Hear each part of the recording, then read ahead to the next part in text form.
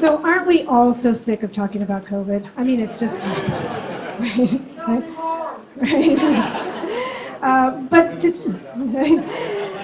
but there are two symptoms you might not have heard about that I'd like you to keep an eye out for, okay? And they are staring and swearing. I did a lot of both of those during my personal convalescence with the plague. I produced remarkably little during my malaise, but I did manage to learn two new words. Perhaps not new to you, but I came across these and I thought about tonight. Conation. Conation is the mental faculty of purpose, desire, and a will to perform an action. And haxiety, another word I wasn't familiar with, which is the property of being unique and individual. If you take the faculty of purpose, uniqueness, add a clever, insightful mind, and a tremendous passion for freedom, you get Jack Posobiec.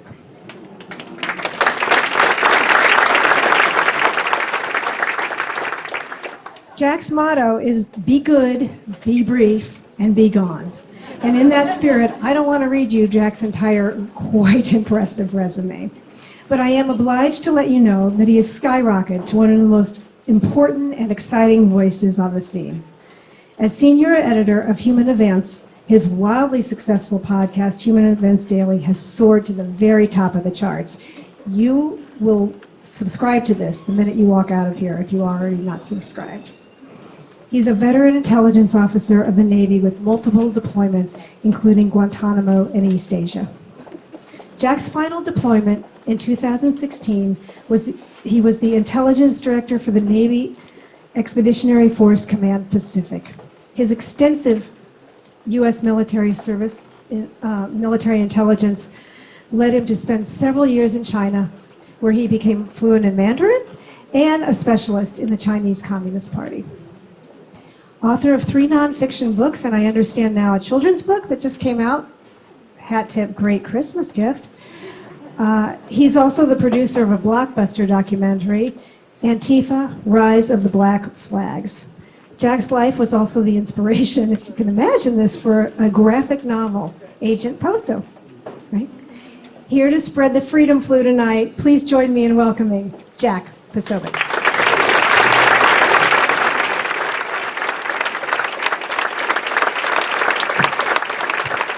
Hello, Silicon Valley. Wow.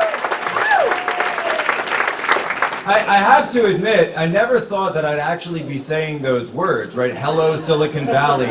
Unless there was one option that I could see. I said, maybe like if I'm on trial for something, right? And they bring me to Silicon Valley for crimes against the internet, right?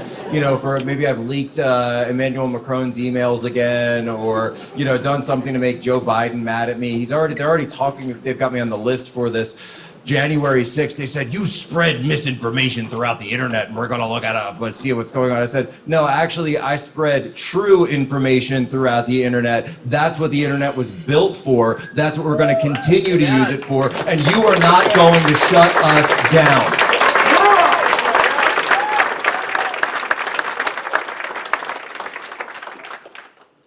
And I want to just say thank you to Jane and to everybody else on the team for setting this whole thing up.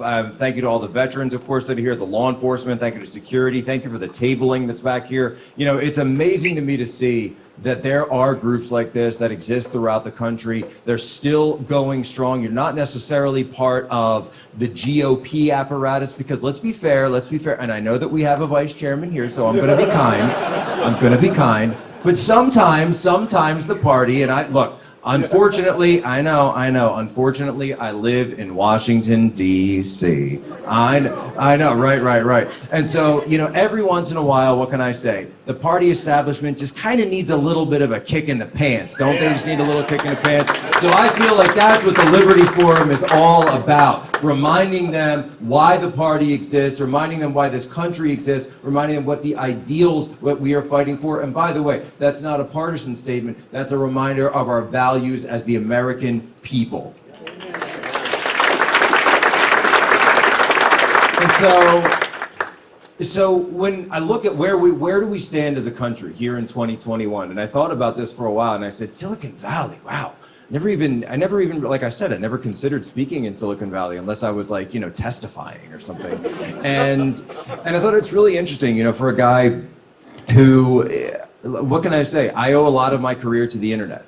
I owe a lot of my career to Silicon Valley, and I understand there's a lot of people in this room who work as part of that tech infrastructure. And I love Silicon Valley. I love tech. I love the ability of people to use this to be able to come together, to share information, to communicate, to connect, and to share those ideals and that spirit to go forward. I actually wrote about this once in the past. I said, the American Revolution, 1776. Well, John Adams once said that when people talk about the revolution, they talk about the war. And they say, well, it was the war and the British, and they fought for 8 years, and then the French got involved, and finally, and by the way, a couple of Polish as well, by the names of Thaddeus Kosciuszko and Kazimierz Pulaski, who came down, and Pulaski himself gave his life at the Battle of Savannah and saved George Washington's life at Brandywine. So we know the Polish were there originally. Sorry, I just got to say that.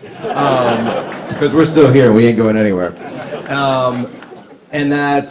But what Adam said that struck me was, a lot of people confuse the revolution with the war. The war was the effect of the revolution. The revolution took place inside the hearts and minds of men prior to that. So I wanted to unpack that a little bit because I found it fascinating. Well, what was it? What sparked this revolution? And you know what it was? It was people like Thomas Paine. It was pamphleteers. It was Poor Richard's Almanac. It was people going and having their own printing presses that they were able to use without the Stamp Act to be those independent publishers. You guys see where I'm going with this? Those independent publishers, those independent voices that then they would go print, and they'd print another imprint of it because they had the imprints, right? Public press.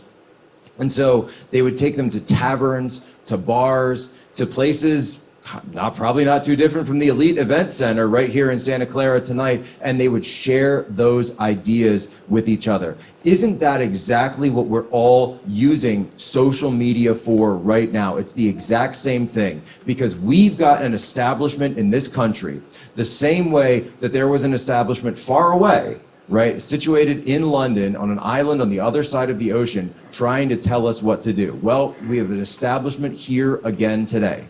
And so it's up to us not only to continue to fight for freedom and to fight for our ideals, but to fight for the continuing use and enjoyment of those ideals and those rights on the internet. I propose, and I absolutely believe this country needs, a social media and an internet bill of rights. We need to preserve the free internet for all generations to come.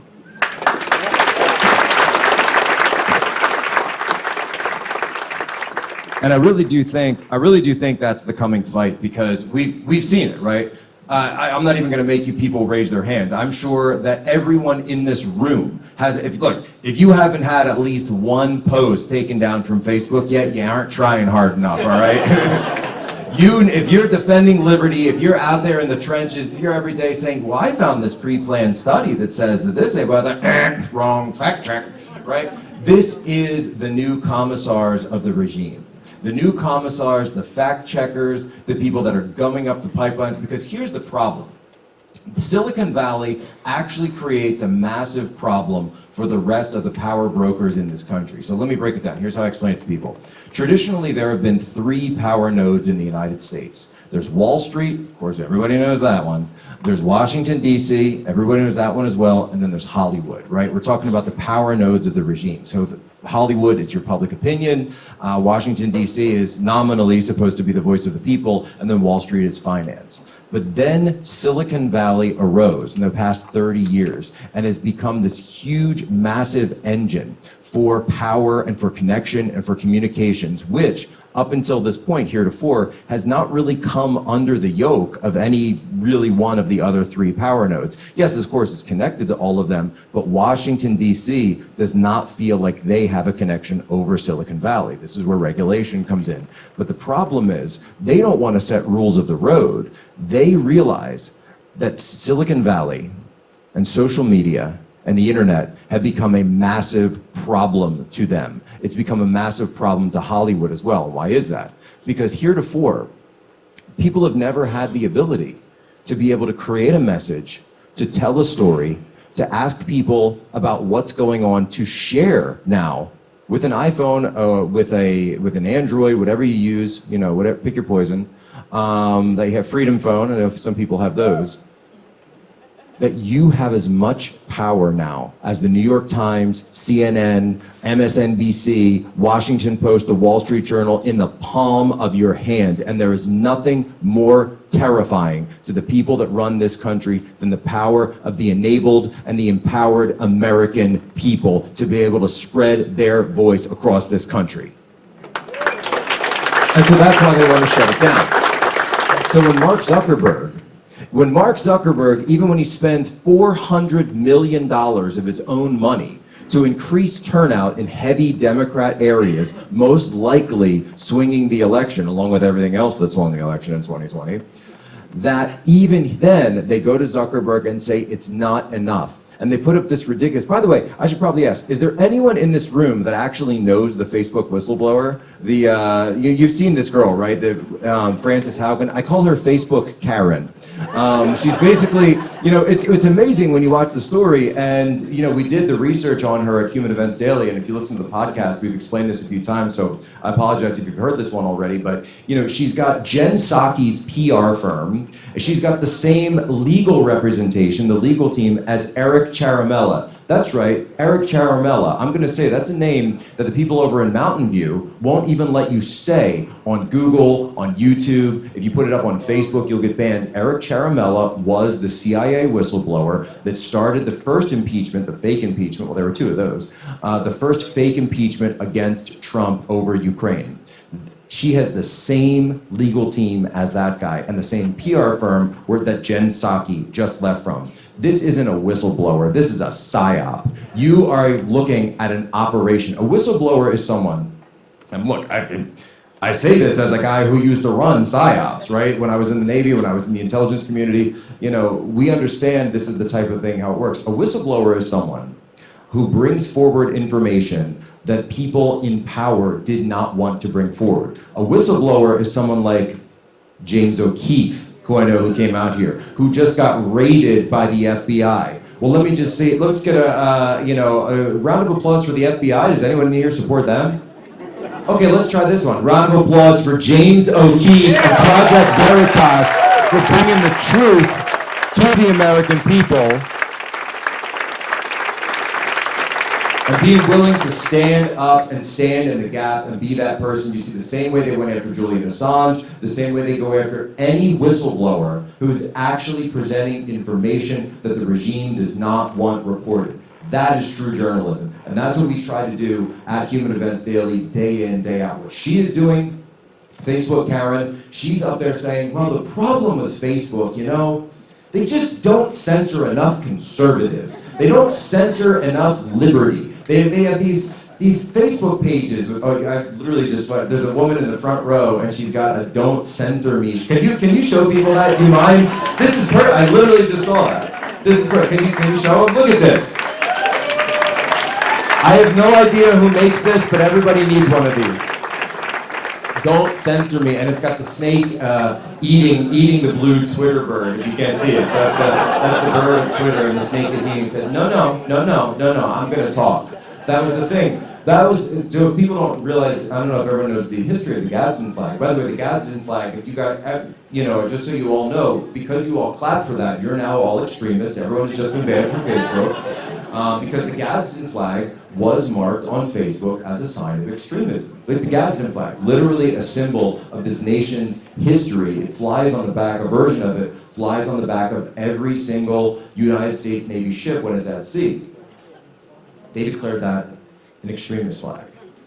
Our history, our heritage, they want to describe as extremism. And so the history of the Gadsden flag, though, it goes back, again, I was just talking about Benjamin Franklin, and it was this idea that they wanted to pick, and it's funny because he was just talking about Thanksgiving. Originally, I kid you not, Benjamin Franklin, he's a great guy, he's a smart guy, he's a Philly guy, I'm a Philly guy, but he wanted to pick as the symbol of the American Revolution. Does anyone know this? Someone just said, the turkey. They said, well, we want to pick something American. And we think that if we pick something American, it'll be like a turkey. And the turkey will strike fear to the heart of the British Empire. And I don't know exactly who it was that went to Washington, or went to Franklin and said, you know, Ben, maybe I don't know, maybe the little gobble, gobble, gobble isn't exactly the most terrifying thing, but have you considered the rattlesnake? You know, the poisonous, slithery thing with the rattle on the back? And he said, oh, yeah, I suppose that might. I suppose if you think that's terrifying. I mean, out of all that turkey, that's pretty scary to me. And so they did, of course, choose the rattlesnake, but that's what they did was they say, you know, if you step on it, you will hear the rattle. What does a rattlesnake do? If anyone spent time in Arizona, you'd know this, right? They don't strike first, though. They don't strike first. What do they do first? They rattle. They give you a warning. They give you one warning, and they say, don't come here. Don't mess with me. And after they give you that warning, the poison fangs come in. That was Benjamin Franklin's symbol for the United States of America. And he also pointed it out when it comes to the 13 colonies. And this isn't the Gadsden flag, but this is actually the original political cartoon of the snake. And it was, it basically said that you have to, I've totally lost my train of thought. Join or die, thank you, join or die. Join or die. And what it was, it split the rattlesnake into separate segments. So each segment was one of the colonies. They weren't even states at this point. But the idea was, even though there's so many great differences between the states, there's something like, I'm not from California, I'm not from Silicon Valley, but you know something? I believe in the ideals of American liberty just the same way as every single person in this room does. Because there are some things that are bigger. You know, I might root for the Eagles, I know. But there are some things that are more important, and you need to join together or surely you will perish, right? You either hang together or you will hang separately. And so we chose that, and I really think that, you know, those political cartoons, you know, that was a meme, right? That was one of the first memes of America, right? And so everybody shares them out on a daily basis, but you don't even realize that what you're sharing is the exact same thing with the exact same type of energy that people all the way back in the early 1770s were joining together because they were having meetings just like this. They were meeting together in places where if they were found out, the Crown, the Royals, right, the Tories would probably sell you out. You might lose your job. You wouldn't just get censored from, you know, the newspapers, right? You would be exiled. You would be kicked out. You would be ostracized. That's the exact same thing that's going on today because we are living through the exact same type of times. The names are different, the situation is different, but when you look at the humanity, right? When you look at the humanity, the people on various sides, you have centralized power. And centralized power is always the enemy of liberty. And whenever power becomes centralized in such great a quantity, you get abuse of power, and that's exactly what you're seeing right now. And that is what, hopefully, I could come to Silicon Valley, and I thought, you know what? I love social media, but man, we need to do something about that. We absolutely need to stop this because we need to go back to having a free internet for all. And one of the, you know, not to get too much into current events, but is anyone out there watching the Kyle Rittenhouse trial that's going on right now? I see probably about half the crowd put their hands up. What's amazing to me is, are you watching, all right, we'll do the polling again. Are you watching the mainstream media coverage, or are you watching the live stream of the trial? And the stuff that's got everyone's, right, live stream. Your Twitter. So, my Twitter, thank you, yes. Well, so, what's amazing to me is everything we know about that night, and whether you support Kyle or not, and I actually don't, I won't even say that I support Kyle or not, I support the truth. I support the facts getting out, and I support things like the Second Amendment and the inherent right to self-defense. Those are things that I support because I believe that is something that is absolutely inseparable from liberty. If you do not have liberty over yourself, if you do not have liberty to defend your property, then you do not have it at all. We talked about the CCP before. I do speak Mandarin. What's interesting to me is that the Chinese word for communism, is there anyone who knows the Chinese word for communism here? It's here you go. Gongchanzui. Gongchanzui. So what is Gongchan? Gong means public.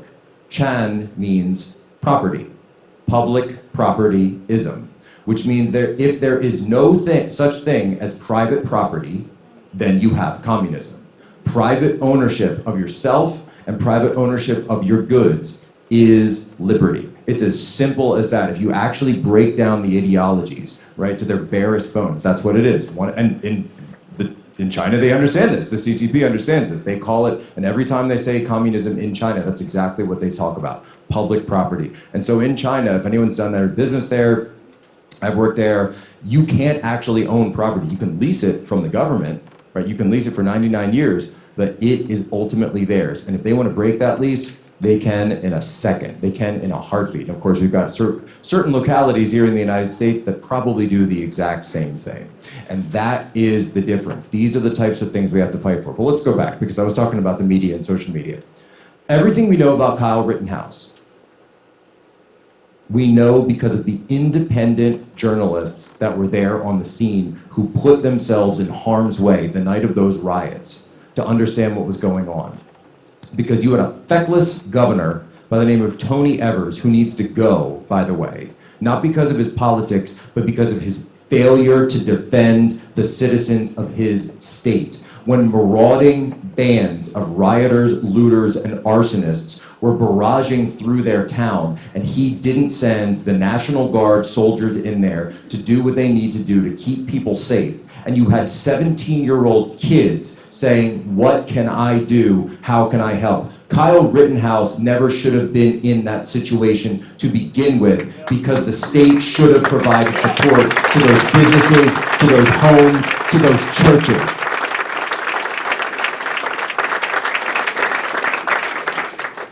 Nobody should ever be in that situation. When they did the jury selection, you heard people actually saying that they were so terrorized. Remember, this was night 3. When Kyle Rittenhouse goes out, it's night 3. It's not night 1, not night 2, it's night 3 of this.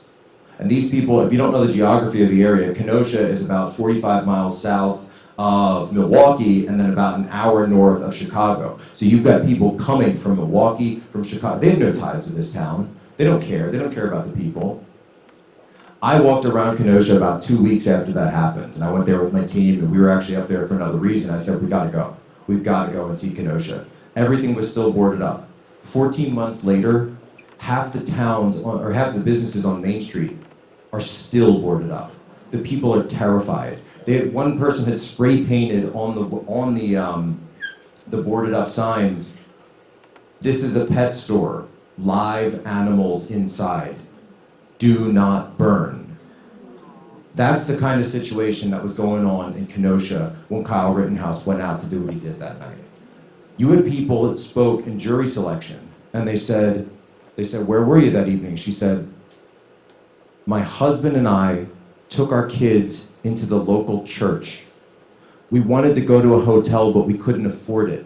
So we thought if we brought the kids into the local church and spent the night there, that we'd be able to find sanctuary from what was going on. That town that night, that wasn't a town. That was hell on earth. And that was allowed to happen by the crooked mayor of that town, John Adaramian, and the crooked governor of that state. Nobody in the United States of America should ever be faced with that kind of situation. And so when I go to San Francisco and I see Chesa Boudin and I hear about what he's doing and I hear the crimes that he's allowing to happen and the fact that he's not prosecuting people and it's a revolving door of criminals going right back out on the street, my heart absolutely goes out for the good people of that city, the Asian Americans. We were just in the Chinatown last night. We speak Mandarin. We wanted to practice Mandarin. We went out. Every place was closed at 7 p.m. and the bars are up over all the windows. We couldn't even go to play. We finished the dinner and we couldn't even get dessert because everyone was closed, the entire town. My whole life I've heard about San Francisco Chinatown. I said, oh, let's check it out. Let's go. You couldn't go. Why? Because the people are terrified. So we actually have a system now from Kenosha to San Francisco, my own hometown of Philadelphia. I'm from the Philadelphia area. New York, DC, doesn't matter. We are allowing our people to be terrorized, and we have a regime that cares more about making sure that you're wearing a mask on an airplane than actually protecting the immutable rights and the physical safety of their citizens and the people who are most vulnerable. This is an illegitimate regime.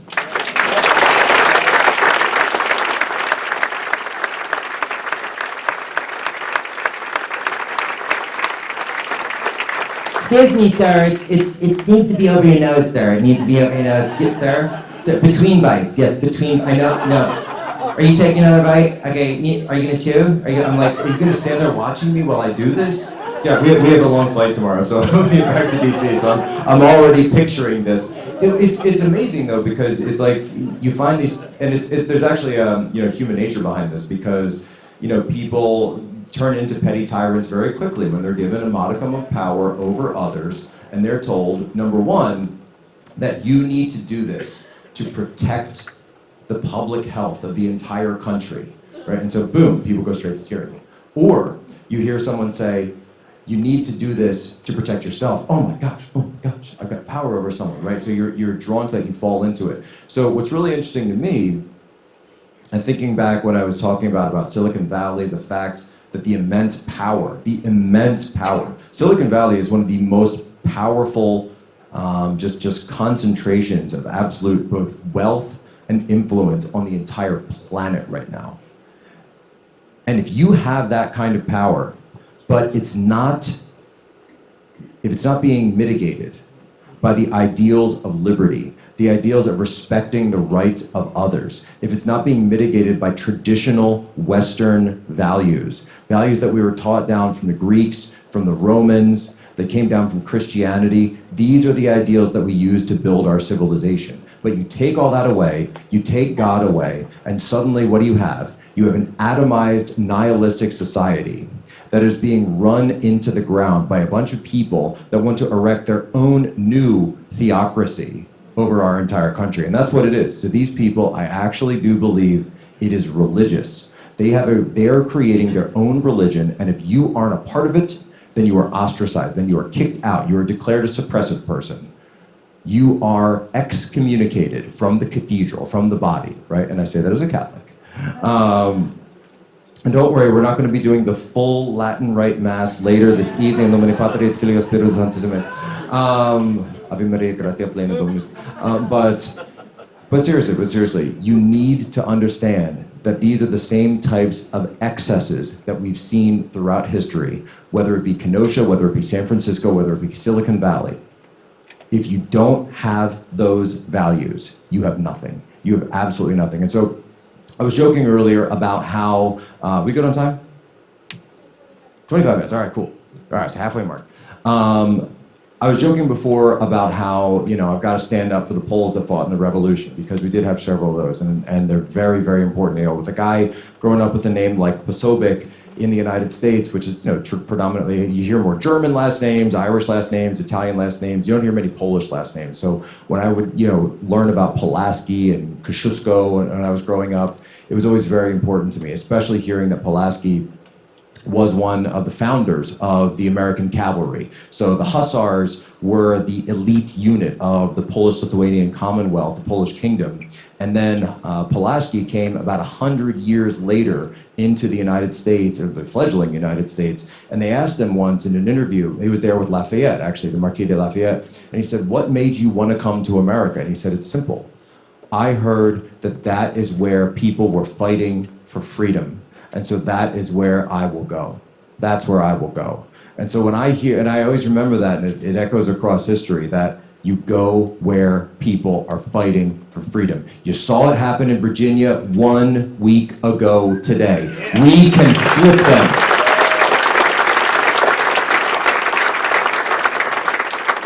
Because when it came down to the Virginia election, when it came down, and I'm going to say this, it wasn't about the candidate. I think he's an all right guy, but it wasn't about him. It was about the parents. It was about moms and dads. And so it's kind of interesting, all that COVID-19 and the masks and everything, if there's any silver lining to it, I think it's something that even Fauci couldn't have foreseen. The same way he couldn't have foreseen that funding gain-of-function experiments in the Wuhan lab could possibly ever lead to any type of situation where we have a problem. Did something come out of that lab? No, I don't think so. It wasn't one of ours. It's like, is there any one thing that you always know will happen when you're doing business in China, right? We used to tell businesses this every single day. They will steal your technology. They're going to steal your technology and they're going to use it for themselves. There's a reason that the Chinese, the PLA, fifth generation fighters look an awful lot like the F-22s. And there's a reason that their drones look an awful lot like our MQ-1s, an awful lot like our Hellfire missile, et cetera, right? We know what's going on. They took the technology and they used it for stuff that was completely off the books, and then it got out. That was the origin of COVID-19. And 2 years ago, I got a call from a friend of mine. His name is Raheem Kassam. I don't know if any of you guys know Raheem. We'll do a little shout out for Raheem. And he goes, now we're in the middle, to put you back 2 years, Raheem is in the middle of impeachment. So the impeachment's going on, it's hot and heavy, there's testimony after testimony, there's Fiona Hill, who, by the way, is in a little bit of trouble on her own. We'll get to that in a minute, we'll get to Fiona. Don't worry, Fiona, and her good friend, Jake Tapper, and also their other friend, Jake Sullivan, who's the current national security advisor in the Biden White House. I'm glad that Fox News found out about it, but if you had been listening to Human Events Daily, you would have heard this all the way back in September, because I looked at that indictment of Sussman and I said, foreign policy advisor, that's Sullivan, he's in trouble. So Raheem calls me up, and it's a Saturday morning, it's a rainy Saturday, it's January 25th, 2020, he goes, Jack, I need you to come in. We're doing a bit of a podcast. And Steve is on about this thing. It's about something about China and some kind of germs. And I don't even know what's going on right now, but you need to come because you need to talk about China. And I don't know anything about China. He didn't say he didn't know anything, but he said, look, I need a China guy and I need somebody and I want you to be in. And so that was how, on a rainy Saturday, and I turned to Tanya, and it must have been 7 in the morning, 7:30 in the morning. I said, I gotta go to DC. She said, what do you want to go on a Saturday for? I said, well, Bannon wants me to come on, and he wants to do a special. It was supposed to just be a one Saturday special of a show called War Room Pandemic.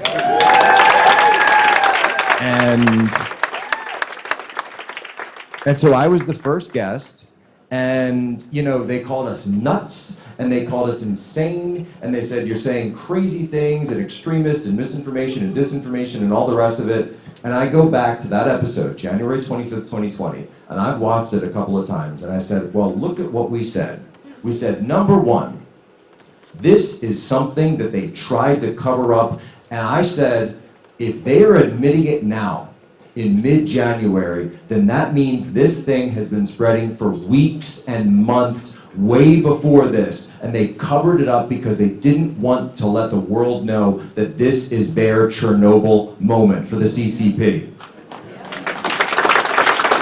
And then next, and we're digging up through this stuff in real time, and I think this is the first time it's ever even been talked about anywhere in the world. We said, did you know, I use that on Twitter sometimes. Did you know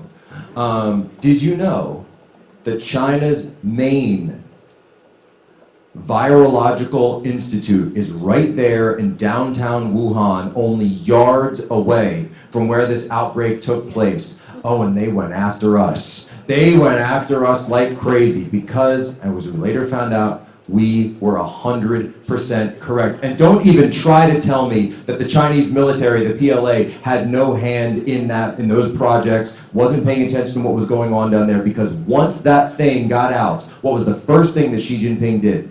He assigned a one-star general to come in and take over everything that Shi Zhongli, the Batwoman, was doing down there. If you send a military general in, that seems to me that it's probably not a civilian facility. This was a facility that they were using to keep an eye on to see if they could find something to use as a bioweapon.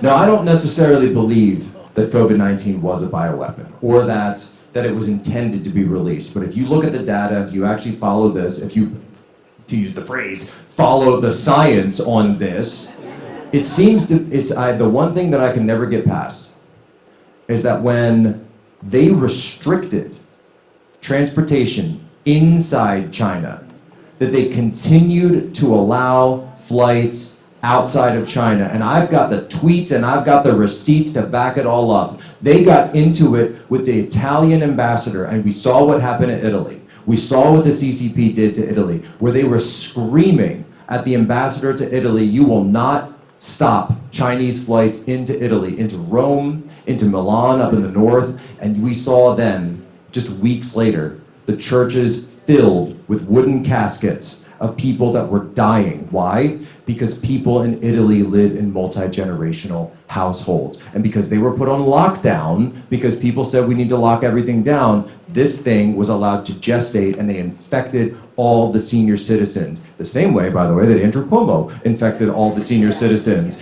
And my former, as a son, a proud son of the state of Pennsylvania, our health secretary, Rachel Levin, if you guys are familiar with this real piece of work, by the way, our first 4-star female officer, by the way, I like to say, here's what I like to say, hold on. What I like to say about it is, she is our first female 4-star officer, the same way that Joe Biden is an excellent and devout Roman Catholic who deserves the communion every single week.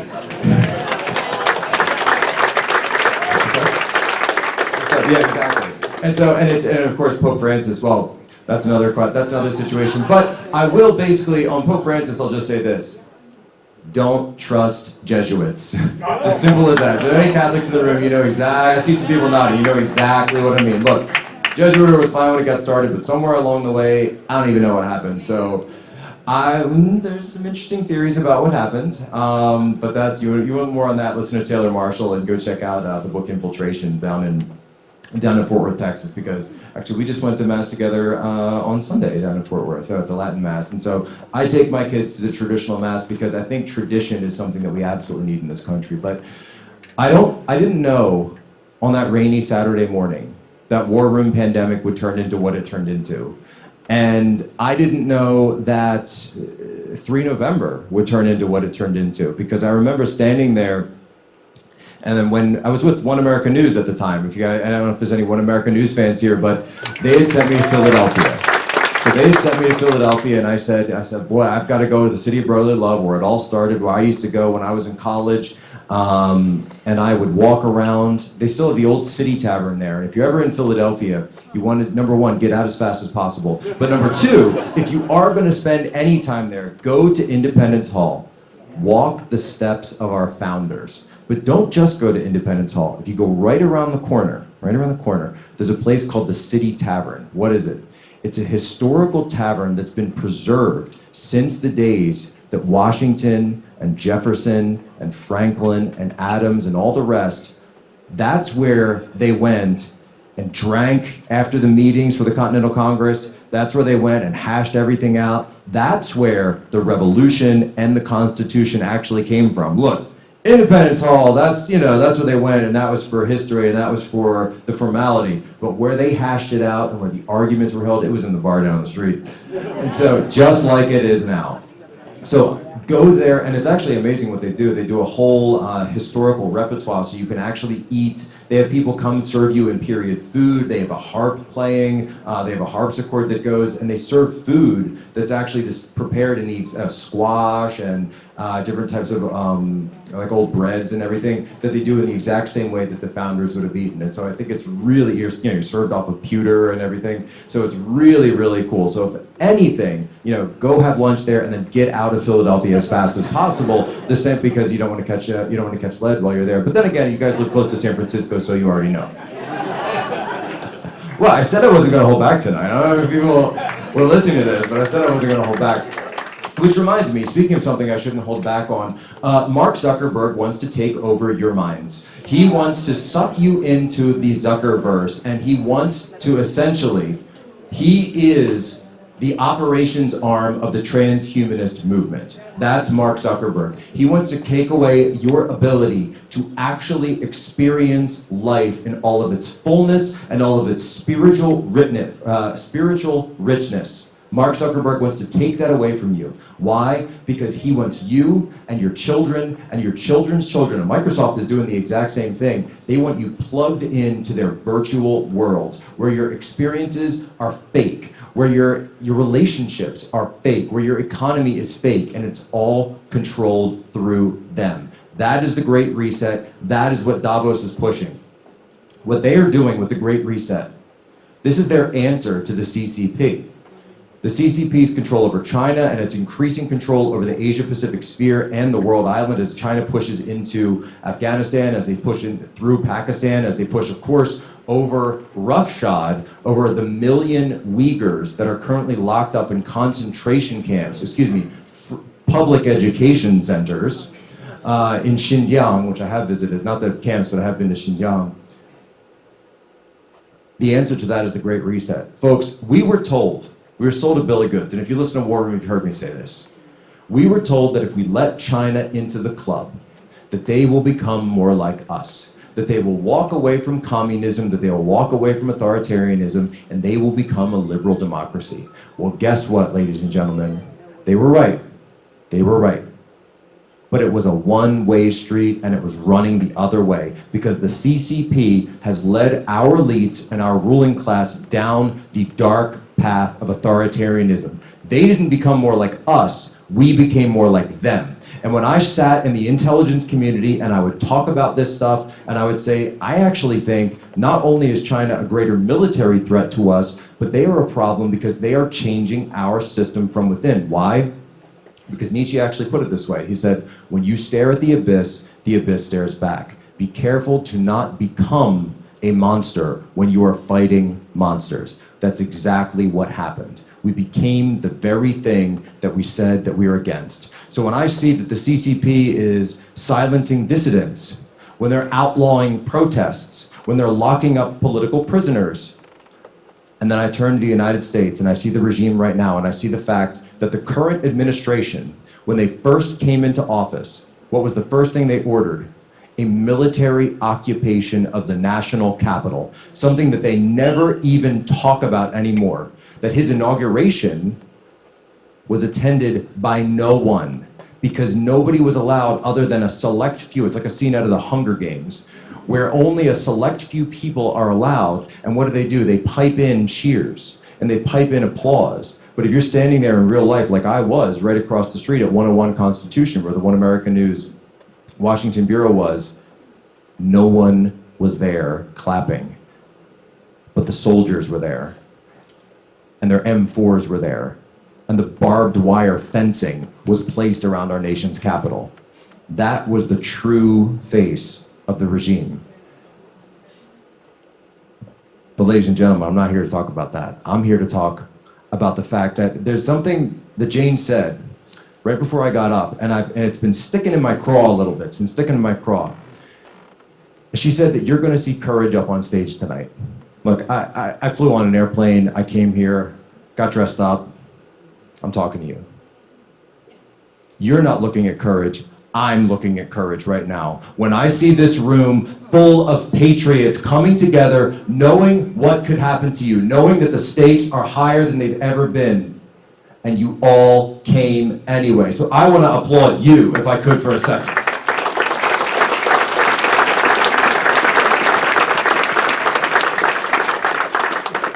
Because people look at me and they say, I don't know if you guys have heard this, there's that, some people in the audience I think will get this one or not, there's that Matrix reference about red pill and blue pill, right? Some people so there's a second layer of that now that's come out. They say white pill and black pill. And they say, Poso, stop dropping all the black pills. What's a black pill? Well, that means that's like despair. That means you're taking the black pill and that's, oh, I'm full of despair, it's awful. No. I'm here to sell white pills. I'm here to sell white pills of hope, of truth, of charity, because ladies and gentlemen, guess what? This is still the United States of America. We are still the American people. We are the descendants. We have not even been here that long as a country. Thank you. 1776. 1776. Does anyone know What's the answer to 1984? 1776. You know, 1776. Possibly So- 556. It's a simple. Wow. I'm just kidding, bro. I will say this, though. I will say this. The reason we have the Second Amendment is there to protect all of the others. That's the reason that we are not going the same way as Australia right now. That's the reason. That's the very reason. So for the USA, USA, USA, USA, USA, USA, USA. And I truly believe that because at the end of the day, everybody knows. Every politician in Washington knows. We can't push them too far. We can't push them too far. Because these are a free people. And a free people will always stand up to defend their rights. And they have the, look at Australia. You've all seen what's going on in Australia. I don't know if anyone has family there or friends there. It's horrific what's going on. They have turned, I said it's funny, you know, Australia started as a police island. They've now returned it back to a police island. If you go out after curfew, they send the police after you. Teenage kids, you know, hanging out on the beach doing, you know, what teenagers do on the beach. They'll send the police after you, choppers, they lock you up. They send you home in chains. That's what goes on in Australia. I run out a little bit of time. Well, this is the United States, and we're not going to let that happen here. We're absolutely not going to let it here. But I wanted to invite someone up on stage to talk a little bit about freedom and what it means to come from a place that didn't have that. My wife was born in the Soviet Union, and she came to this country 15 years ago. And she tells me that when she first got to this country, the thing that impressed her the most, the absolute most, was that there were American flags everywhere.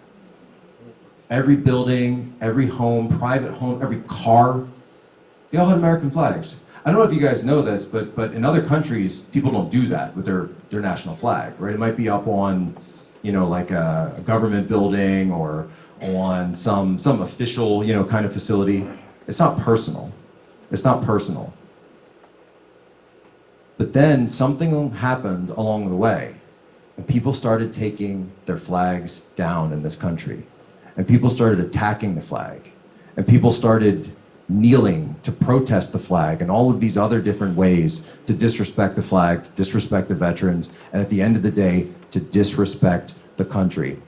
That is the path to tyranny. They are trying to tear us apart the same way they're trying to tear us apart over vaccine status versus unvaccinated status and blame everything on the unvaccinated and scapegoat them and make them out like they're criminals because they care about their health and they don't want to be told from Washington, D.C. what decisions they should make over their body.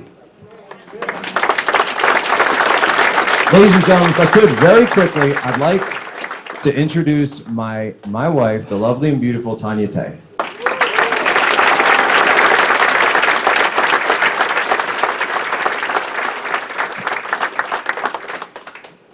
So I'm the immigrant to the United States, a legal immigrant. People often ask me the reason why I came here.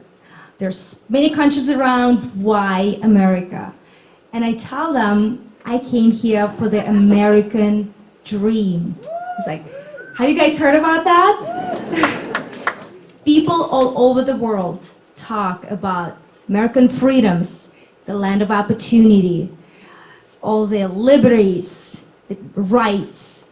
And thinking about it, this is exactly the place where I wanted to be. And the reason why this guy right here fights every day on Twitter, goes on War Room. He went as far as starting his new show because we want to see our kids, our two little boys, follow the same dream that I did 15 years ago, chasing their American dreams.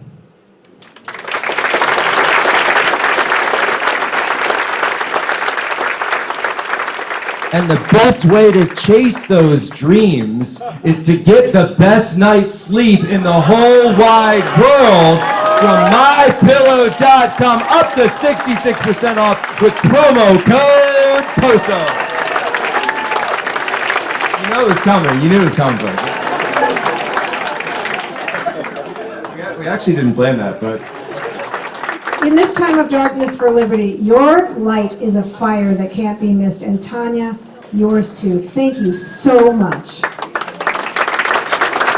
Okay, so I'm going to ask that... Can I say one thing? We were driving, and some people saw on our Twitter that we stopped by the, what do they call it, the Googleplex or whatever, the headquarters, and man, that place is culty.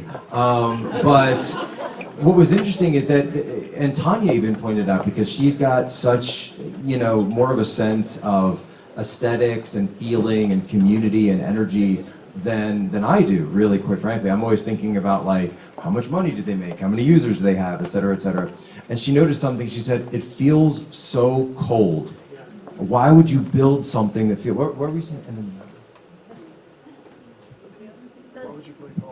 I love the nature. I was actually thinking we're coming here for our anniversary. He was like, when I come to California? And I was like, well, it's our anniversary. It ended up being... So as we are driving and I'm admiring the beautiful California scenery, I see the mountains in the background, and I look at all the Google buildings, one like the other, and the one after that, and there's 10 more looking exactly the same. And I turned to Jack and I said, I bet all the people working in those buildings never even see the beauty of those mountains. It's like, when we talk about, some of these heady topics like transhumanism, this is me stalling for time, by the way, when they do the questions thing. But, we talk about, it's very heady, that subject of like transhumanism, and whether you're reading Neil Stephenson and Snow Crash, which is this, if you read Snow Crash, you kind of see where we're going, right? Yeah, but what was amazing to me that Tanya said, we go to the headquarters of Google. She'd never been there before, and she doesn't look at it. She looks at the mountains behind it. How many people do that, right? You see why I love her, right? But that's what the transhumanists want, right? They want you to be literally sucked into your phone. They want you to give up your spiritual nature. They want you to give up your biological nature. They want you to give up your humanity. Well, I reject that completely. I say, I want to be human forever, because I don't believe that we are just human beings. I do believe that there is a spiritual nature to life. I believe that we are spiritual beings, and that every day our God is asking us to come closer to Him and to grow closer to each other, and eventually all come closer to Him. And if you are sucked into one of those mental machines like they want to create, you will never be able to find Him there.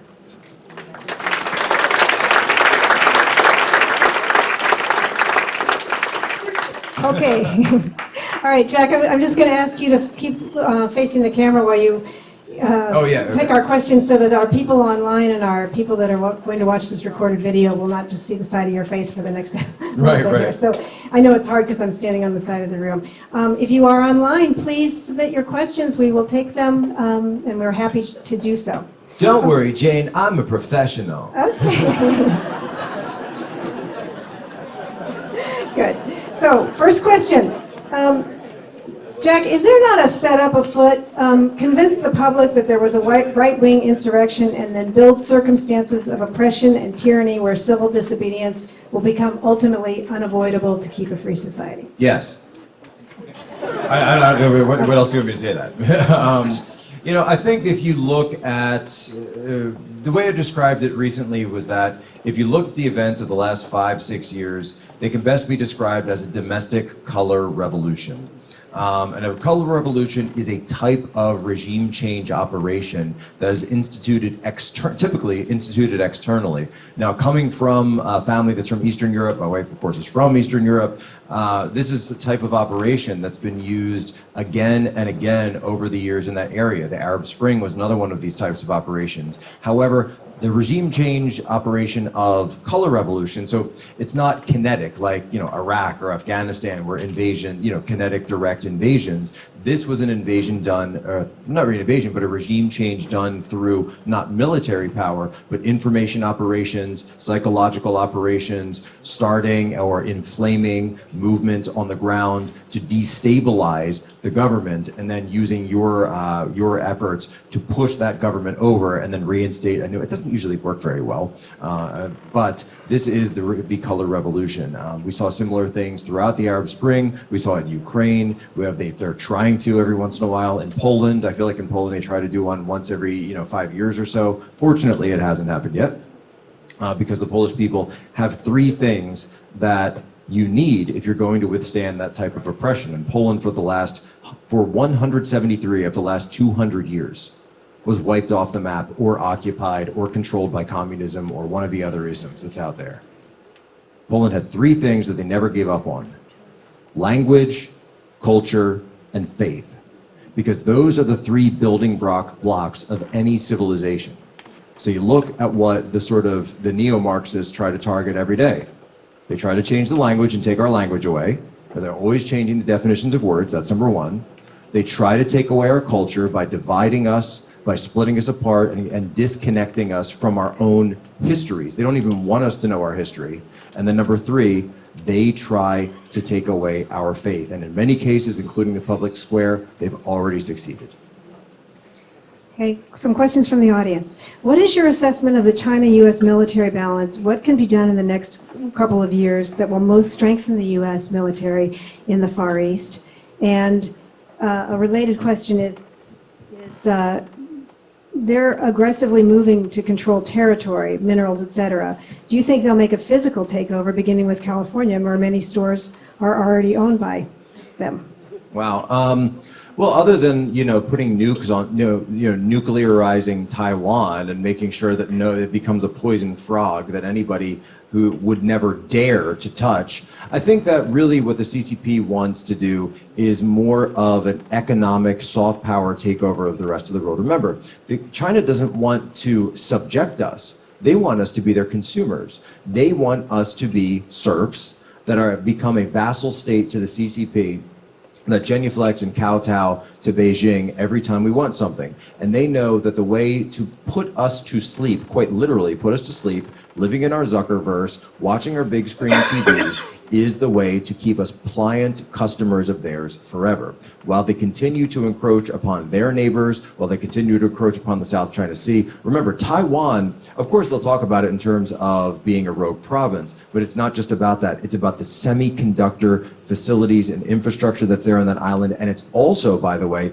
about the international shipping lanes that are directly adjacent to Taiwan. You think we got a supply chain problem right now? Imagine the supply chain when China controls the entire international maritime routes, also known as the SLOC, sea lines of communication, across all from the Straits of Malacca, through the Strait of Formosa, all the way up to Japan, to Korea, et cetera, et cetera. Now look, I would love if those semiconductors were coming back to the United States. And believe it or not, there are now semiconductor facilities that are being built by Taiwanese companies in where? Phoenix, Arizona. Exactly, he knows. So we are working to strengthen that economic relationship. And that is something that, I don't know if we're supposed to say it, this was a Trump policy that is coming to fruition because he knew that when you increase those ties, when you increase the economic ties between ourselves and Taiwan, then that leaves them an out that the CCP can no longer exploit. But that being said, by the way, when they talked about strengthening our military presence, it's as simple as this. Number one, day one, fire General Milley. Get him out. Give this guy the boot. And any general who's associated with General Milley, anyone who's been trained or promoted under General Milley, you get out. The rot has to stop, and it has to come from the top down. We need to get wokeness and CRT and all of these other isms out of the United States military. The only ism that the U.S. military should be focused on is patriotism. That's a nice ism. I had a follow-up question about China from one of our guests. What is the connection between Antifa BLM and the Chinese communists?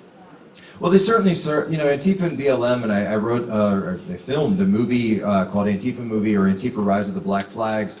You can go still see it at antifamovie.com. I also wrote a book, Antifa Inside the Black Bloc, about my experiences, which I didn't really talk about tonight, infiltrating Chaz up in Seattle last year. So I was in there night after night with my brother. We had guns pulled on us by Raz, the warlord of Chaz. There's also that sort of picture of me from Lincoln Park in Washington, D.C., focused on where this Antifa little scumbag is facing off with me in this photo. I don't know if you guys have seen the photo, but, oh yeah, thank you. And, we were going to play the video, I guess we forgot. That what's interesting and sad to say is that even though Antifa and the BLM rioters serve the interests ultimately of the CCP, they're not funded by the CCP. They're not controlled by them.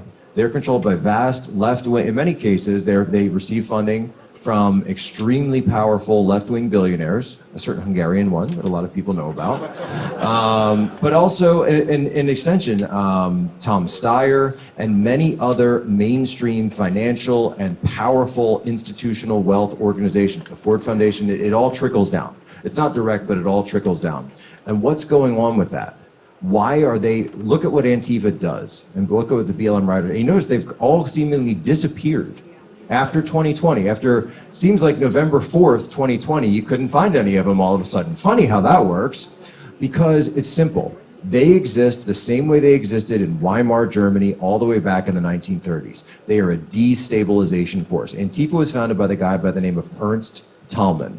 Ernst Thälmann was a Soviet agent. He was someone who had actually stood as honor guard at the funeral in Moscow of Vladimir Lenin. That's the guy who founded Antifa. But what is Antifa used for today?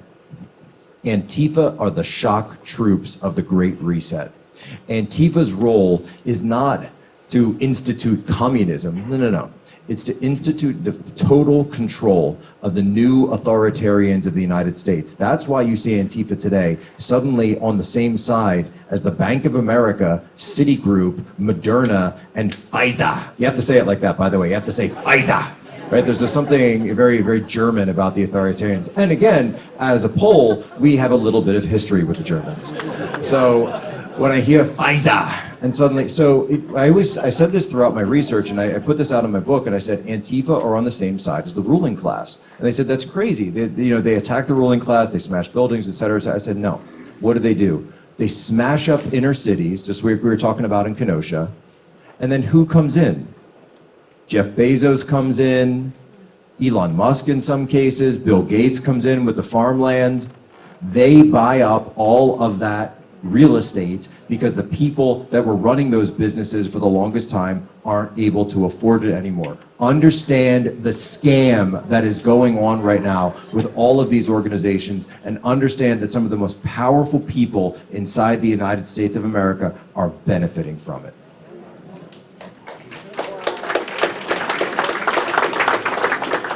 Jack, there's some questions about getting the message across. Here's one it says that we're at the 32-year anniversary of the Berlin Wall falling. That's today, by the way. I don't know if everybody knows that. That's today.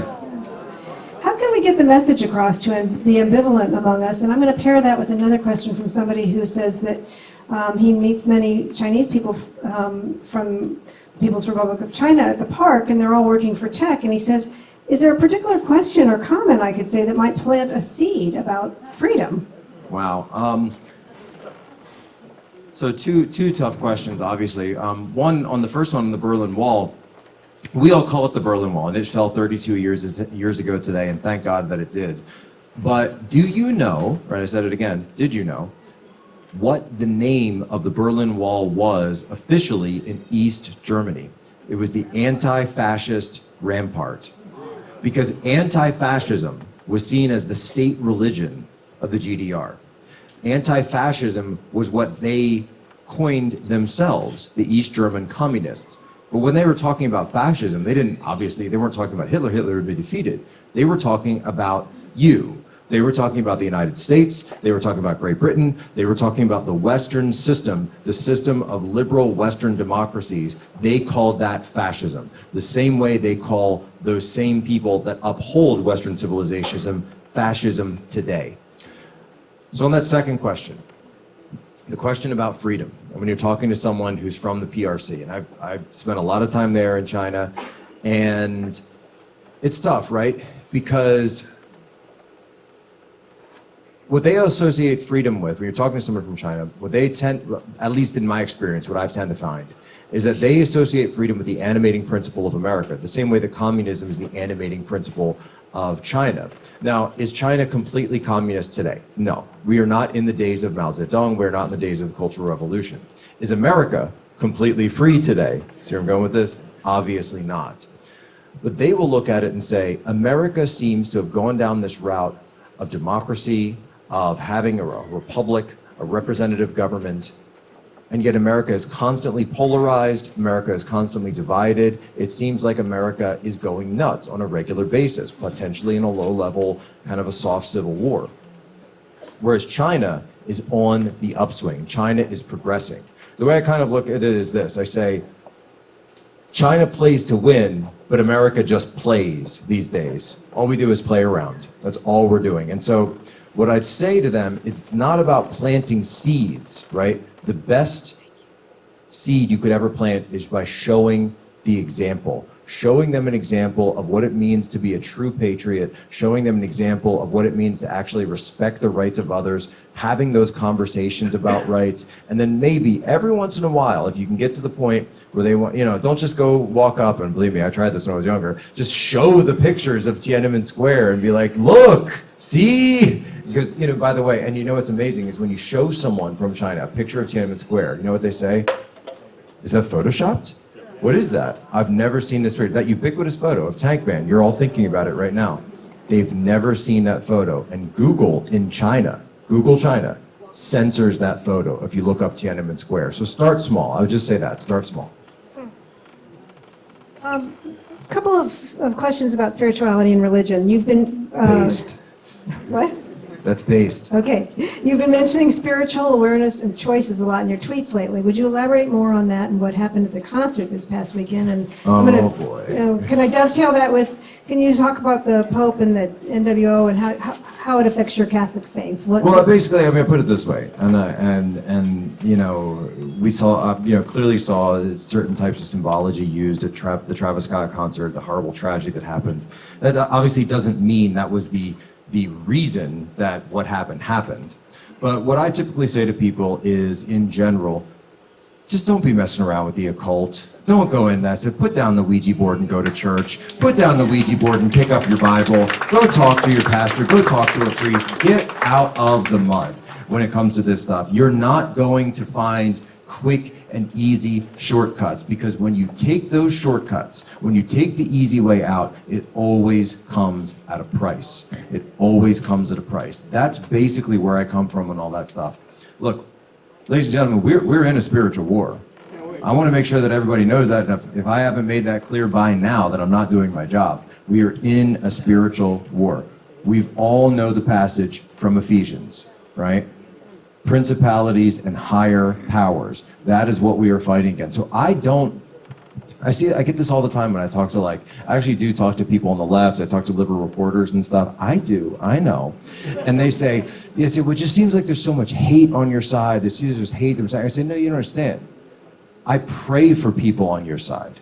I pray for people, and on my side, I pray for everybody, because I want people to overcome these temptations. If people have demonic influence in their life, I want them to overcome that. If they have temptation, if they have a sinful nature, we all, guess what?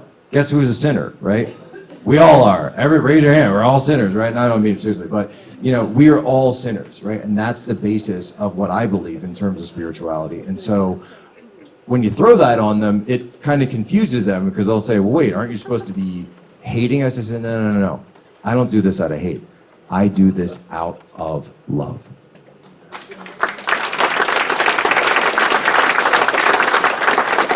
Jack, another question from the audience. Are all the people are locked up with no charges from January 6th?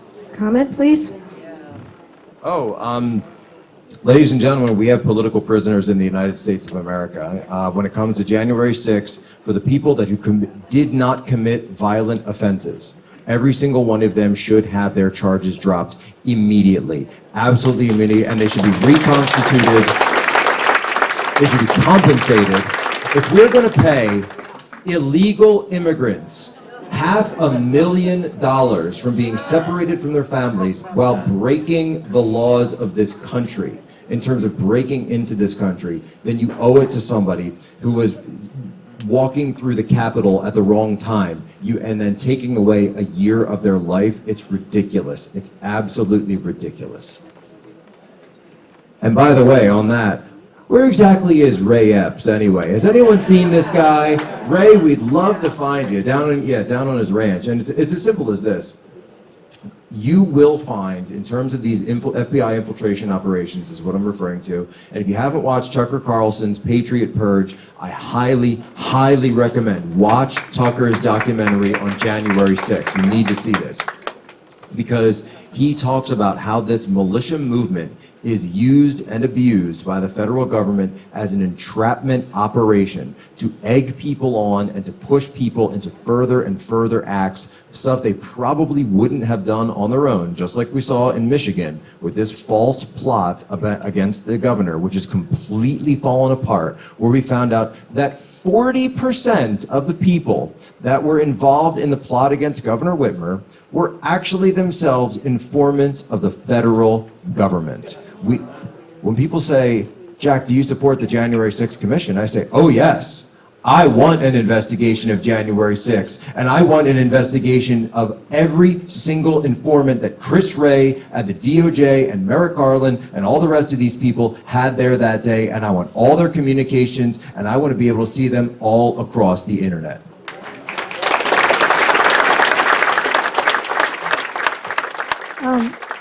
What is the morale like in the military right now? Is there a divide, and are they too convinced that PTA moms are the domestic terrorists? I've talked to people that are still serving. When the vaccine mandate came down, it was hard for a lot of people, and it's still hard for a lot of people. Why are we doing this? Why are we doing this to people who signed up to give a blank check up to and including their own lives to this country, and you're going to go down on them, and you're going to say, you need to do this or you'll be kicked out. We don't care about your service. We don't care about your years in uniform. We don't care about your sacrifices. We don't care about every morning that you dragged yourself up at 0 dark 30 to lace up your boots, to shine them up, to get your uniform looking straight, to be at muster. Right? I was an officer, believe me, we took muster.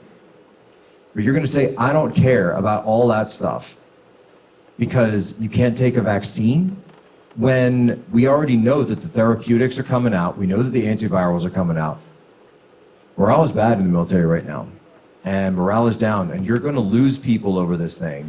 Fighter pilots, special forces members, and I'm not talking about support. I have nothing wrong with the support guys. Like, I was an intel guy myself, but you got people that are literally out there running special operations saying, we don't want to get involved with this thing.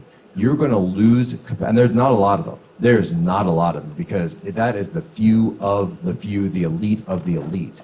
You start losing percentages in those numbers, 10%, 20%, you're going to lose the ability for the United States to conduct special operations. Now, you want to talk about supporting the CCP and helping them out vis-a-vis Taiwan, the South China Sea, everything else. That's how you help the CCP. So I'm going to take a risk here because I don't really know what this question is about, but I'm tempted to offer it to you, Jack. Is the COVID-19 psyops by China retaliation for the 2003 U.S. deep state something psyops against China? So you're an intelligence guy. Do we do that? 2003? 2003? Yep. Is that what they're saying? SARS, I'm assuming it's a response to SARS. Yeah. Well, I'll say it this way. There is nothing that strikes more terror into the heart of the CCP, aside from, freedom and the Christian Bible. I think it's SARS. SARS is something that absolutely terrifies the CCP. And it always has, and even when I was there in 2006, was the first time I visited, so just after SARS, the outbreak, they take it very, very seriously. Why is that? Well, number one, they understand that as a regime, they only serve at the pleasure of the people.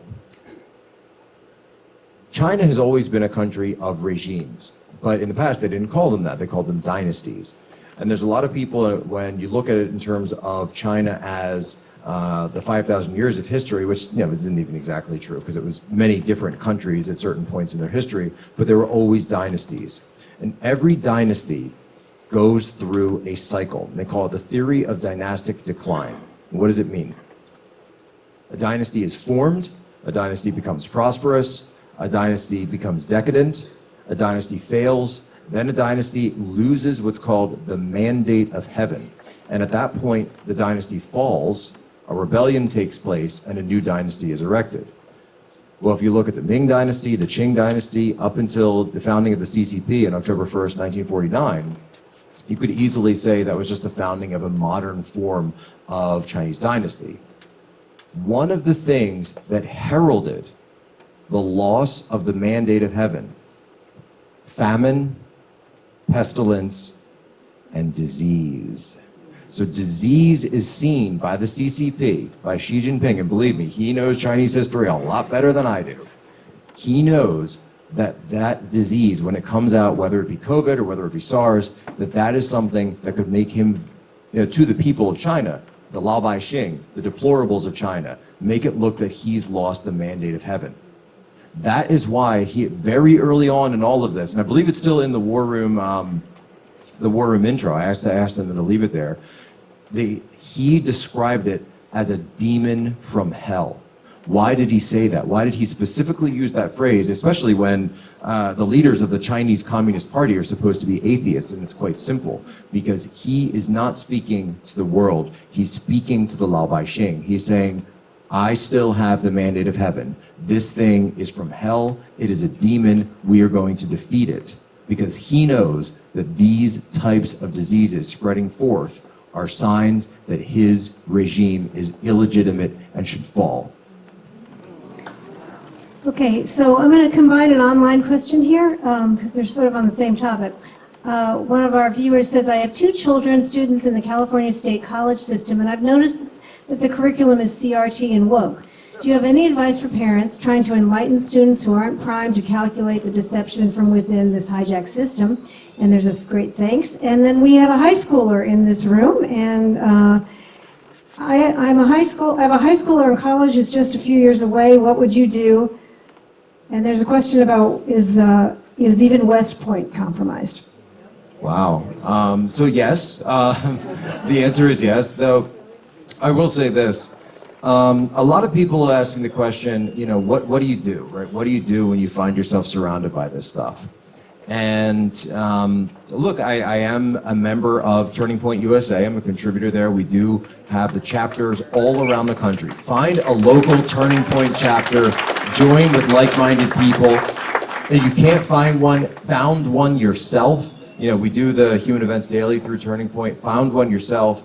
But if you are going to go to West Point, if you're going to go to the military, if you're going to go to one of these things, I say get in there. And I say you don't quit. Take up space. Be the person who is the force multiplier. Be the influence agent. Be there, and then don't, you got to keep your head down. You got to be careful. And I'm not going to lie to you. I'm not going to sugarcoat things. You need to be on your guard because you will be under constant watch. But you will be the eyes and the ears of the patriot underground that is sweeping across this country. And we saw what happened in Loudoun County, Virginia, when people become activated, when people get off their ducks, when they find out what's happening to the children of this country. You will see people turning out and flipping and switching sides and doing things and voting for people that they never thought possible. So how far, one of our guests is asking, how far into this Marxist revolution are we on a 1 to 100 scale? 1 to 100 scale. It's kind of like that question, it's an old joke. It's, how far can you walk into the woods, right? And the answer, and some people are laughing if you know it, halfway, right? Because the other half you're walking out, right? And so I kind of feel like it's like that, we're always in a perpetual state of halfway, but I look at so many things. I look at this, the amount of people in this room tonight, the polling that I see for the regime right now, The fact that they are honestly having conversations in the White House about the 25th Amendment for Joe Biden because they want to put Kamala Harris in there to get rid of him. That's your senator. What are you booing her for? She's your, aren't you your, yeah, I thought you'd get a big pop out of that. Boy, tough crowd.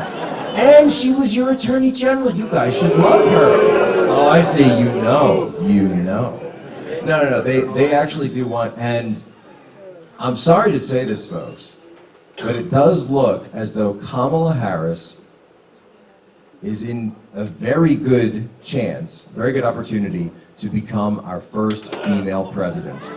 But we will be able to say selected, not elected, because nobody voted for her, and I guarantee you that if she goes up in 2024, then she will earn exactly as many votes as she did in 2020. And that's the same amount as everyone else in the room, because she didn't get a single vote from a single state. She went down in flames from her own party's primary. Because why? Just like Gavin Newsom, she is supported by the machine. She is not supported by the people. Once you cut the machine out and the people can see what's going on, they are never going to support that. By the way, Gavin, I gotta say, I was doing this whole "Where's Gavin" thing. And we went around and remember we were looking for him. Where all did we look for him? Nursing homes. Everywhere. Botanical gardens, Golden Gate Bridge, you name it. We were looking. I was looking under the Golden Gate Bridge because I've heard that he likes to kind of lurk under bridges, with you know, the Hitler with hair gel that he is. But then I see these photos, and I've heard that it was weird because the last time he had seen him, he got his booster shot. I didn't know if anything was going on with that. But then I heard that there might be some problems at home. I don't know. So this photo comes out, and I do not understand California because this photo comes out from the Getty wedding, this billionaire wedding. And he's got his mask on, and Nancy Pelosi is like wearing this, whatever she's wearing, officiating the wedding. And I'm like, this guy's at the wedding of a billionaire oil tycoon, or I guess the granddaughter of the tycoon. He'll show up for that. Why isn't he showing up for the people of the state and fixing any of the problems that are going on? And it just goes to show you, he is a puppet. That is a puppet being pulled by the strings of his master. That's what Gavin Newsom is. That was Getty having him there as a prop. He was there as a prop because that shows you the power dynamic. And we've seen this, by the way, when he was at the French Laundry. Remember this, right? Remember, everyone who was serving him was wearing a mask, but he had his mask off. You've seen this in various other iterations. AOC did the same thing at the Met Gala. All the people that were getting her in that dress had masks on, but she didn't have to wear a mask. The mask has become the sign of the servant class. But what was so interesting to me was that at that wedding, Getty didn't have a mask on, but you know who did? Gavin Newsom, because that's who he serves. Well, it's all in the family out here. Yeah. I did. You got my picture. She has the tweet up. I did zoom in enhance. Jack, do you have a couple energy for a couple more? Sure, yeah, keep coming. Okay, talk about the satellite images of the U.S. Navy ships in the China desert. Kind of odd. Well, I mean, this is a typical provocation act by China. What they've done is they've created mock U.S. aircraft carriers in their desert for them to be able to plan bombing runs on, potentially missile runs with their new hypersonic missile system. Essentially, this is an opportunity for them to get targeting out. But quite frankly, I think what they intend to do with the hypersonic missile system is not necessarily to use it as a rear entry for aerial bombardment or orbital bombardment. I think more than likely, because they can only get this thing to within a couple of miles of its target, so the fidelity on targeting isn't, even though it's incredibly fantastic, we have nothing, by the way, to counter this whatsoever, other than our submarine second strike capability. That's why you're always going to see submarines, boomers, the nuclear attacks, or the nuclear missile submarines that come out of Kings Bay, Georgia, or Upper Bremerton, outside of Seattle and Washington. So that's the second. You guys, you understand second strike capability, right? Okay, I see it. The guys do. The women are like, what? So, okay, second strike capability means it's the third leg of the nuclear stool, but honestly, I think it should probably be one of the biggest pillars of a nuclear stool, because the idea is if Washington, D.C. is taken out by a nuke, that our subs are still out there on patrol. So you may have gotten our capital, but you'll get a response. You see what I'm saying? So it actually ensures that mutually assured destruction. This is what second strike capability means. However, given that situation, and China obviously understands this, what would they use the hypersonics for more likely? Wouldn't be for a nuclear strike, it would be for an EMP, an electromagnetic pulse attack. What does that do? That's going to fry all the communications on your aircraft carrier, or fry all the communications at Pacific Command at Pearl Harbor in Hawaii, take out certainly take out the California seaboard. Would be one of the major targets of any EMP coming from China. And one of the biggest problems with this is because the way they've designed this new hypersonic is that it actually, they know that our early warning systems, because we're so smart, our early warning systems are all in Alaska and Greenland, which we should have bought. I'm dead serious about that, by the way. China is going in and gobbling up all the rare earth minerals, and we sit there and watch because we run our country like idiots. And they're just walking around and buying up all this stuff that we won't even touch. Well, the new hypersonic is designed to circumvent those hypersonic missiles, or those hypersonic, the early warning systems, because it travels under the South Pole and around the other side. It's pretty simple. It's kind of like when Hitler went around the Maginot Line, right? I'm simply, oh, we've got this huge line. What do we do? Well, just go through Belgium, right? It's easy, right? Luxembourg. So it's as simple as that. And so what I think China more than likely is going to be using, of course, they're going to use it for training. They're going to use it for special forces training. They're going to use it for targeting. And they also have out in that same desert a mock-up that they've had for a while of what? The Taiwanese president's mansion. The exact same one right there. Why? Because we know what they're training for. They're telling us. Okay, two questions about finances. Do you think China's currency will become the world's currency? And one of our online guests says, what's your opinion on the U.S. monetary system and the Federal Reserve and cryptocurrency? Just a little. Yeah, so question. our economy is fake and stupid, because it is controlled by the Fed, which is fake and stupid. Essentially, you have a situation now going on. So Bitcoin and crypto, et cetera, is being looked at as a store of value that's outside the system, that can't be controlled by the central government, that can't be controlled by the central power like the Fed. That's why people are moving into it more. Whether or not it will continue to be seen as that, look, I mean, it literally, yesterday just hit the highest Bitcoin price in history, 67,000.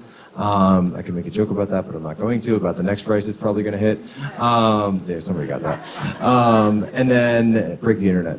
And the issue, though, with our system is that we've been using quantitative easing so much that we're driving inflation up like crazy.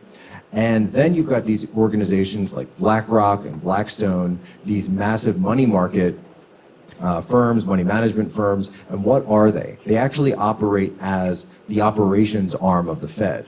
So when your so not only, and I think the real estate stuff in terms of that has all been basically highlighted, and I think that's been explained with BlackRock and these other companies that are flush with loans from the Fed. What do they do with it? Well, they buy up real estate. They buy up single-family homes. They buy up anything they can, and because of something called the Cantillon effect, which means sort of the inverse of the bullwhip effect.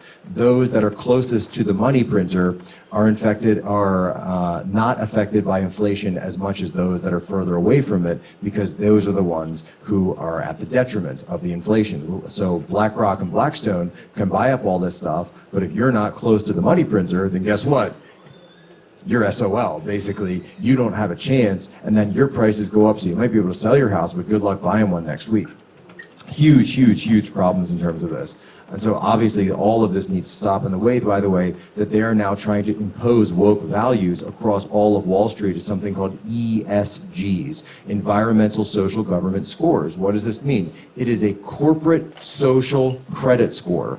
That if you want investment in your company, oh, you better have a good ESG. Mark Zuckerberg, if you want Zuckerverse built up, you better have a good ESG. If your company, if your investments, if you want anything to succeed, And all of these companies have gone along with it. Why? Because the money is that good, and it's all fake, it's all coming from the Fed. Now, to go back to that first question there, will the Chinese yuan become the world reserve currency? They certainly want it to be. What China's doing is running something called the One Belt, One Road initiative. And it's not really necessarily, the issue, the bigger issue right now isn't necessarily will China become the world reserve currency, but will it supplant the petrodollar? So if you guys know this, oil currently on the world market has to be traded in US dollars. That means if you want to buy oil, you have to first purchase US dollars, and then you have to go and buy your oil on the open market. If that artificial value is lost by the US dollar, you are going to see inflation like you've never seen before. You're going to see a massive overnight collapse of the US economy, and you are going to see China using One Belt, One Road. It'll probably be a basket of currencies. I'm sure crypto will play a part in that, but you'll see the ruble in there, you'll see the real in there, you'll see the Indian rupee in there, and of course you'll see the yuan. So they're trying to move to a system where the US currency is just one currency among many. Now, this certainly helps China. Wall Street's not going to mind because they don't care. They've all got all the real estate. That's why Bill Gates is buying up all the farmlands. Number one, because it's a good investment, and number two, well, he knows where our food comes from. This is probably the biggest issue of our times. If you are a millennial, if you're a Zoomer, if you've got those generations in your family, they want to take away from you the ability to be an owner. They want you to be a Russian serf. Well, guess what? My family was serfs. We don't want to go back. We want to continue to stand strong, to be free American people, and to generate wealth through that private property that we talked about before, and we are not going to let them take it away from us.